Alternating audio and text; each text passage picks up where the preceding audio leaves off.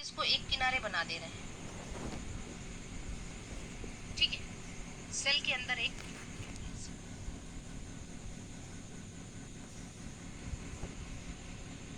Nucleus का outer membrane का ही extension क्या है, एंडोप्लाज्मिक रेटिकुलम, ठीक है। न्यूक्लियस के आउटर मेम्ब्रेन का एक्सटेंशन क्या है, एंडोप्लाज्मिक रेटिकुलम है, ठीक है। डायग्राम पहले मैं जो जितना कह रहे हैं ना उतना करिए शांति से। इससे वैक्यूल कुछ ऐसे जुड़े होते हैं, इसी के क्लोज, मतलब इसी के क्लोज बिल्कुल कौन रहता है पता है, गोल्जी बॉडी। जानते हैं ये जो गोल्जी बॉडी है ना, ये बिल्कुल एंडोप्लाज्मिक रेटिकुलम के पास क्यों होता है, इसका रीजन आज आपको पता चलेगा। एक बहुत इंटरेस्टिंग सी बात आपको बता दें, गोल्जी बॉडी से ही बनता है लाइसोसोम। चलो इतनी चीजें, अब हमने यहाँ पे बना दिया न्यूक्लियस। न्यूक्लियस के आउटर मेम्ब्रेन का एक्सटेंशन कौन है, ईआर। अच्छा, ईआर भी दो प्रकार का होता है, एक रफ और एक स्मूथ। रफ का मतलब जिसके ऊपर राइबोसोम है, ठीक है। अगर राइबोसोम लगा है तो रफ, रफ इसी में प्रोटीन सिंथेसिस होती है, ठीक है। इसके बाद है ये है गोल्जी बॉडी और ये है लाइसोसोम, ठीक है। इतनी चीज पहले आप समझो। और ये है वैक्यूल, बना दिया हमने ये वैक्यूल, यहाँ भी वैक्यूल है और गोल्जी बॉडी के पास भी वैक्यूल है, ठीक है, वैक्यूल है। अभी एकदम कोई कुछ नहीं बोलेगा, नहीं तो समझ नहीं आएगा। चलो इन सब के फंक्शन एक दूसरे से कैसे जुड़े हैं, मतलब ईआर का, गोल्जी बॉडी का, लाइसोसोम का, वैक्यूल का। इसके लिए हम एक कहानी क्रिएट करते हैं, ठीक है। वो कहानी क्या है ये समझिए। सपोज करिए कि ये आपके बॉडी सेल है और आपके बॉडी के अंदर कोई बैक्टीरिया या वायरस या कोई माइक्रो ऑर्गेनिज्म एंटर कर गया। ये मान लीजिए एक बैक्टीरिया है, ये आपके सेल के अंदर एंटर कर, मतलब आपके सेल के कांटेक्ट में आया, ठीक है। ध्यान से समझना तभी आपको समझ में आएगा। आपके सेल के कांटेक्ट में आया तो आपकी सेल क्या करेगी, इसको खोपचे में ले जाएगी, फिर इसका काम तमाम करेगी। तो सेल इसको क्या करेगी, आओ भैया स्वागत है तुम्हारा, ठीक है। तो सेल क्या करेगी, अपनी प्लाज्मा मेम्ब्रेन के थ्रू एंडोसाइटोसिस करेगी, प्लाज्मा मेम्ब्रेन अंदर की तरफ धस जाएगा। एंडोसाइटोसिस कहते हैं ना कि भाई प्लाज्मा मेम्ब्रेन अंदर की तरफ ऐसे धसा और इसने बैक्टीरिया को अंदर ले लिया, बैक्टीरिया गया यहाँ, इसको कहते हैं एंडोसोम, क्योंकि ये प्रोसेस कहलाएगी एंडोसाइटोसिस। क्या कहलाएगी ये प्रोसेस, एंडोसाइटो, मतलब एंडो का मतलब अंदर, साइटोसिस का मतलब सेल। ये खाने की तैयारी है ये, ठीक है, कि आज अच्छा भोजन मिला है। अब ये एंडोसोम क्या होगा, यहां से डिटैच हो जाएगा और यहां पड़ा रहेगा, ठीक है। यहां पड़ा रहेगा बैक्टीरिया को लेके, इसको अब कह लो फेगोसोम, अब इसको कहेंगे फेगोसोम, पूरे सेल को फेगोसोम कहेंगे। ये ऐसे पड़ा हुआ है कि भैया हमने बैक्टीरिया को अपने पास रख लिया है, अब इसको मारना है या नहीं मारना है, ठीक। तो सेल को एक सिग्नल जाएगा कि भैया सेल के अंदर बैक्टीरिया आया है, न्यूक्लियस को ये सिग्नल जाएगा, न्यूक्लियस कहेगा अच्छा बैक्टीरिया आया है। अब आप मुझे एक बात बताओ, बैक्टीरिया को मारने के लिए किस एंजाइम की जरूरत होती है, लाइसोजाइम। एक एंजाइम हमें बनाना पड़ेगा, लाइसोजाइम। पूरी कहानी सुनना, लाइसोजाइम एक एंजाइम मतलब प्रोटीन ही तो है ना, ये एंजाइम तो प्रोटीन ही होते हैं मोस्टली। लाइसोजाइम कैसा है, एंटीबैक्टीरियल है, एंटीबैक्टीरियल एंजाइम है। तो अगर आपको ये प्रोटीन बनानी है तो आपके डीएनए के ऊपर इसका कोई जीन होगा,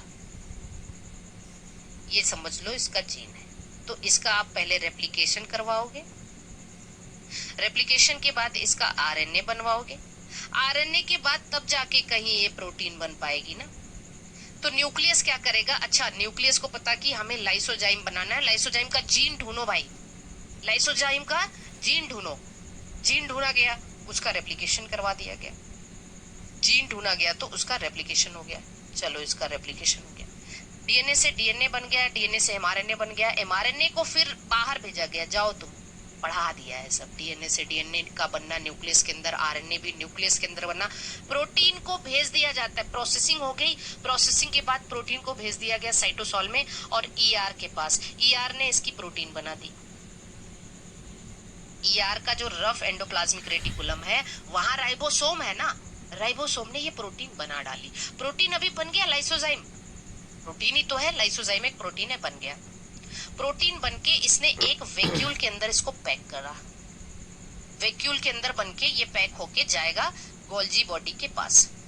तो गोल्जी बॉडी के एक फेज, गोल्जी बॉडी में दो फेज होता है, एक जो ईआर की तरफ है उसको सिस फेज कहेंगे, क्या कहेंगे, सिस फेज, सिस या प्रॉक्सिमल या कॉन्वेक्स या फॉर्मिंग, बहुत सारे नाम है, सिस फेज या प्रॉक्सिमल फेज या फॉर्मिंग फेज, क्योंकि अभी ये तो ये फेज जो यहाँ से देखो, सपोज करो कि इसके अंदर ये प्रोटीन पैक है, ईआर ने इस प्रोटीन को पैक किया और इस प्रोटीन को गोल्जी बॉडी के सिस फेज से फ्यूज कर, सपोज करो ये प्रोटीन है रेड कलर की, ठीक, ये गोल्जी बॉडी से जाके फ्यूज हो गया, किस फेज से फ्यूज हुआ, सिस फेज से, सिस SI सिस फेज से फ्यूज हुआ, ठीक।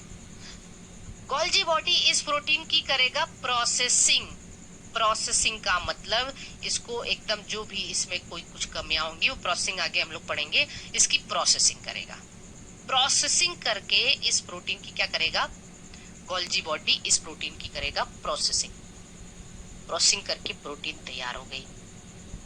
जब प्रोटीन तैयार होगी तो गोल्जी बॉडी से एक वैक्यूल बाहर निकलेगा और ये वैक्यूल के अंदर, अरे इस वैक्यूल के अंदर प्रोटीन पैक होके बाहर निकलेगी और ये प्रोटीन गोल्जी बॉडी के ट्रांस फेज से बाहर निकलेगी, ये सपोज करो इसके अंदर ये प्रोसेस्ड प्रोटीन हो गई, प्रोसेस्ड।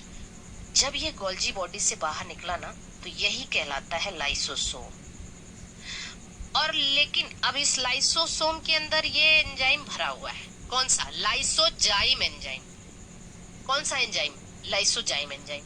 लेकिन अब ये लाइसोसोम कौन सा, अभी ये जो लाइसोसोम बना है ना ये है प्राइमरी लाइसोसोम, और इसके अंदर जो एंजाइम है ये कौन सा एंजाइम है, लाइसोजाइम।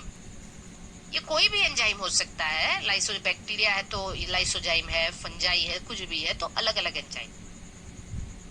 पहले इतनी बातें समझ लीजिए, तब क्या हुआ, कहानी कहां से शुरू हुई थी, कहानी शुरू हुई किससे, कि सेल के अंदर कोई माइक्रो ऑर्गेनिज्म आया, उसको पहले आराम से उसका स्वागत कर लिया गया, प्लाज्मा मेम्ब्रेन अंदर की तरफ धसी, एंडोसाइटोसिस की हेल्प से उसको एनगल्फ करके एक सेल के अंदर पैक करके रख दिया गया, ठीक, उसको फेगोजोम कह दिया गया। सिग्नल दिया गया कि भैया इसको मारना है, इसको मारना है मतलब इसको, इसकी फेगोसाइटोसिस करवानी है, फेगोसाइटोसिस करवानी है मतलब इसके लिए फिर कुछ तो तैयार करना पड़ेगा, अस्त्र शस्त्र, शस्त्र क्या है उसका, देखो किस प्रकार का वो माइक्रो ऑर्गेनिज्म है, पता चला ये बैक्टीरिया है तो बैक्टीरिया को मारने के लिए एक एंजाइम बनाना पड़ेगा, लाइसोजाइम, उसका एंजाइम, उस एंजाइम का जीन रेप्लिकेट करेगा न्यूक्लियस के अंदर, फिर उसका आरएनए बनेगा, आरएनए से उसकी प्रोटीन बना ली, किसने प्रोटीन बनाई, ईआर ने, ईआर ने उस प्रोटीन को कहां पे भेजा, गोल्जी बॉडी के पास प्रोसेसिंग के लिए, गोल्जी बॉडी ने उसी प्रोटीन को प्रोसेस करके एक किसके अंदर, एक वैक्यूल के अंदर भेजा, बाहर निकाल दिया, उसी को कहेंगे लाइसोसोम। गोल्जी बॉडी से जो वैक्यूल बाहर निकला उसी को कहेंगे लाइसोसोम, और उसी के अंदर वो प्रोसेस्ड एंजाइम या प्रोसेस्ड प्रोटीन प्रेजेंट है। लेकिन हमेशा एक बात याद रखना, अब कभी कोई पूछे लाइसोसोम का फॉर्मेशन किससे होता है, गोल्जी बॉडी करता है, और आपको जान के हैरानी होगी गोल्जी बॉडी का फॉर्मेशन एंडोप्लाज्मिक रेटिकुलम करता है, हमने तो बस बना दिया है ना, आगे देखेंगे गोल्जी बॉडी का फॉर्मेशन एंडोप्लाज्मिक रेटिकुलम करता है, ठीक है। लेकिन ये लाइसोसोम जो बनता है ये होता है प्राइमरी लाइसोसोम, जो कि इनएक्टिव होता है। इनएक्टिव क्यों होता है? अगर ये एक्टिव रहेगा तो ये किसी से भी फ्यूज होगा ना, हमारे किसी सेल से मिला, जैसे सपोज करो माइटोकॉन्ड्रिया से मिल गया। लाइसोसोम बड़े एग्रेसिव होते हैं, सुसाइडल बैग कहा जाता है। इनके अंदर बहुत सारे एंजाइम्स भरे होते हैं, हाइड्रोलाइटिक एंजाइम, ठीक है, प्रोटीन, कार्बोहाइड्रेट, लिपिड सबको डाइजेस्ट करने का। अगर ये लाइसोसोम एक्टिव रहेगा तो किसी से भी मिलेगा ना, बर्स्ट हो जाएगा, अपने जाएगा, दूसरे को भी लेके जाएगा। तो लाइसोसोम मान लीजिए सपोज करो इसके रास्ते में माइटोकॉन्ड्रिया आ गया, तो माइटोकॉन्ड्रिया को भी तोड़ देगा, इससे फ्यूज करके बर्स्ट हो जाएगा। नहीं, इस वजह से इसको इनएक्टिव रखा जाता है कि भैया तुम इनएक्टिव रहो, तब तक इनएक्टिव रहो जब तक तुम अपने टारगेट से फ्यूज ना हो जाओ। अब इसका टारगेट कौन है? ये इसका टारगेट है। जब ये अपने टारगेट से फ्यूज हो जाता है, इसका टारगेट फेगोसोम, फेगोसोम से आया ये लाइसोसोम, फ्यूज हो गया। अच्छा, फेगोसोम के अंदर क्या है? फेगोसोम के अंदर है बैक्टीरिया और लाइसोसोम के अंदर है एंजाइम। ये दोनों जब आपस में फ्यूज हुए तब ये लाइसोसोम जो है एक्टिव हो जाता है। जब ये लाइसोसोम एक्टिव होता है तब इसको हम कहते हैं secondary lysosome. Secondary lysosome active हुआ, एक्टिव होगा तो इसके एंजाइम वर्क करेंगे तो बैक्टीरिया को स्वाहा कर देंगे। जब बैक्टीरिया स्वाहा हो जाएगा तो ये कुछ इसके अवशिष्ट पार्ट बचेंगे, लाइसोसोम का अवशिष्ट बचेगा, बैक्टीरिया का अवशिष्ट बचेगा, रेजिडुअल बॉडी कहेंगे, या अब इसको कहेंगे टर्सरी लाइसोसोम। अब इसको कहेंगे टर्सरी लाइसोसोम या रेसिडुअल बॉडी। जब सब खत्म हो गया, बैक्टीरिया भी मर गया। अच्छा, बैक्टीरिया मर गया तो इसको सेल के बाहर तो निकालना पड़ेगा ना भाई, सेल के बाहर निकालना पड़ेगा। तो सेल के बाहर फिर इसको जहां से जैसे आया था वैसे ही इसको बाहर फिर ऐसे भेज दिया जाएगा कि भैया तुम, इसको कहेंगे एक्जोसाइटोसिस, इसको कहेंगे एक्सोसाइटोसिस। चलो भैया, एक्सोसाइटोसिस से तुम बाहर निकल जाओ, एक्सोसाइटोसिस से बाहर निकल जाओ। इस एंडोसाइटोसिस से यहाँ पे कौन सी प्रोसेस हुई थी? एंडोसाइटोसिस। एंडोसाइटोसिस मतलब एंडोसाइटोसिस से एक्सोसाइटोसिस के बीच की जितनी प्रोसेस थी उसको कह दिया फेगोसाइटोसिस। क्या कह दिया? फेगोसाइटोसिस। फेगोसाइटोसिस, ठीक, फेगोसाइटोसिस, ठीक है। पहले एक बार देख लीजिए, उसके बाद मुझे बताइए कि ये कहानी, अब इनके सबके सब फंक्शन एक दूसरे से कोऑर्डिनेटेड है। क्या बीच में माइटोकॉन्ड्रिया का कहीं काम आया?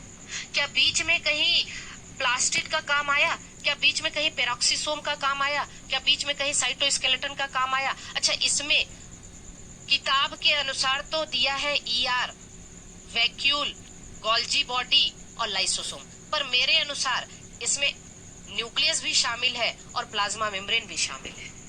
एंडो मेम्ब्रेन क्यों कहा? क्योंकि ये दो मेम्ब्रेन के बीच हो रहा है, ये सारी घटना न्यूक्लियर मेम्ब्रेन और प्लाज्मा मेम्ब्रेन के बीच हो रही है, इसलिए इसको एंडो मेम्ब्रेन कहा, ठीक है। तो मेरे अनुसार इसमें न्यूक्लियस और इसको मैंने एक डिबेट में हमने इसको साबित भी किया था कि इसमें न्यूक्लियस और प्लाज्मा मेम्ब्रेन आना चाहिए। यस, आना चाहिए। ये एक्चुअली मेरे जो खुद के गुरु थे उनके साथ मेरा डिबेट था और उन्होंने ये इस बात को एक्सेप्ट किया कि मैं अपनी किताब लिखूंगा तो उसमें ये जरूर लिखूंगा कि इसमें न्यूक्लियस मेम्ब्रेन और प्लाज्मा मेम्ब्रेन भी शामिल होना चाहिए। तो आप मान के चलिए इसके अंदर न्यूक्लियस और प्लाज्मा मेम्ब्रेन भी शामिल होना चाहिए, ठीक है। लेकिन अभी किताबों में केवल vacuole, Golgi body, endoplasmic reticulum और लाइसोसोम है, ठीक है। तो एक चीज मान के चलिए, इसको एंडो मेम्ब्रेन क्यों कहा? क्योंकि ये दो मेम्ब्रेन के बीच है, इनके फंक्शन आपस में कोऑर्डिनेटेड है। न्यूक्लियस ने भेजा ईआर को, ईआर ने भेजा गोल्जी बॉडी को, गोल्जी बॉडी ने भेजा लाइसोसोम को, लाइसोसोम ने प्लाज्मा मेम्ब्रेन से हेल्प ली है क्योंकि प्लाज्मा मेम्ब्रेन ने उस बैक्टीरिया को अंदर लिया। तो इतने सारे, ठीक है। तो बताइए आप मुझे एक बात, ये इन सब के फंक्शन एक दूसरे से, ये तो बस हमने आपको समझाने के लिए बताया कि सपोज करो कि ऐसा ऐसा सेल के अंदर, अब ऐसा हर जगह, जैसे आपको कोई प्रोटीन बनानी है तो वो प्रोटीन न्यूक्लियस से डीएनए से पहले रेप्लिकेशन होता है, आरएनए होता है, वो प्रोटीन ईआर बनाता है, ईआर फिर गोल्जी को भेजता है, गोल्जी फिर उसको प्रोसेस करके लाइसोसोम के फॉर्म में बाहर निकालता है, लाइसोसोम। ठीक है, तो सबके फंक्शन क्या है, एक दूसरे से कोऑर्डिनेटेड है ना? यस और नो?